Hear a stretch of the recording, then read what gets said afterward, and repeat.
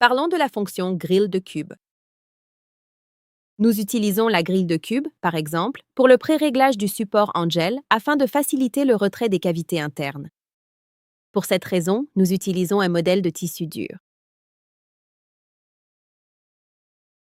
La partie dont nous parlons est cette partie destinée aux cavités internes. La fonction grille de cubes crée des cubes uniformes d'un matériau dans un fond composé d'un autre matériau.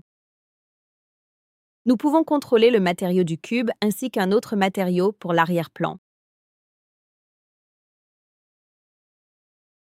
Chacun d'eux peut être un matériau personnalisé qui a été enregistré à partir de la fonction de matériau numérique.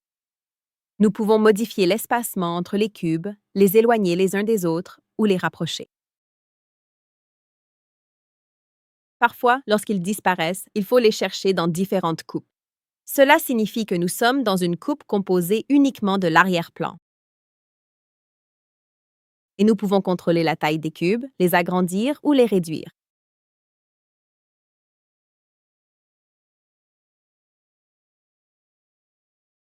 Nous pouvons changer la rotation des cubes sur 3 axes différents.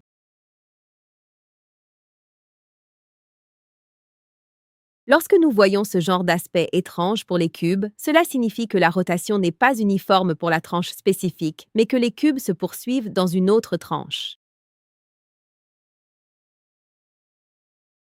Pour le support en gel, nous utilisons un fond de matrice de gel avec des cubes Agilus afin de faciliter le retrait du support des structures internes, comme dans les tissus durs ou les petits vaisseaux.